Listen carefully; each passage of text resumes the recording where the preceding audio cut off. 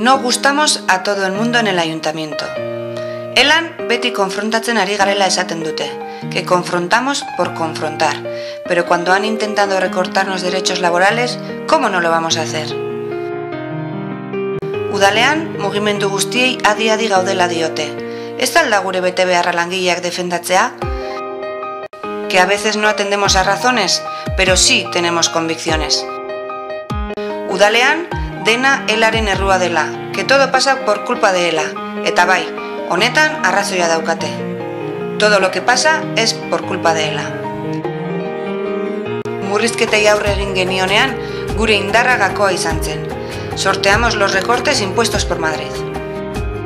Administrarien karrera profesionala, Elak historikoki defendatutako aldarrikapena da, porque la carrera profesional de la escala administrativa es una victoria histórica de Ela.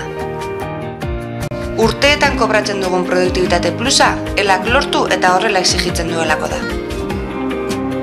Porque la promoción interna y la provisión en condiciones ventajosas las pactó Ela. Baimen eta lizentzietan hobekuntza jarraituak baldin badauzkagu horrela exigitu eta lortzen dugulako da. ¿Por qué se paró el intento de rebajar las condiciones laborales de la policía municipal? El colectivo nos movilizamos y conseguimos mejorarlas. Porque el plus unificado de policía municipal, bomberos y otros lo consiguió Ela. Suhiltzaileek Z-taldeari dagozkien ordainsarien ekibalentea kobratzen badute, Elak bultzatu duelako izan da.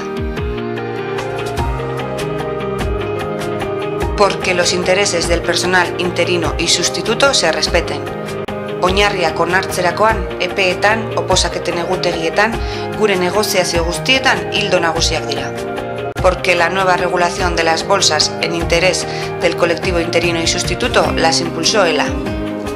Emakume eta gizonen arteko berdintasunean eman ditugun aurrera pausuetan, Ela parte aktibo izan da. Porque todo esto y otras tantas que mejoran nuestras condiciones laborales son por Ela. Sí, la culpa de todo esto es de Ela. Bai, guztionen errua, Elarena da. Por eso, porque hay mucho que proteger y seguir consiguiendo, te necesitamos para seguir siendo fuertes, para tener la fuerza con la que poder defenderte. Zure babesa ezinbestekoa da datorren urteetan ere, daukaguna babestu eta hobekuntzak lortu ahal izateko.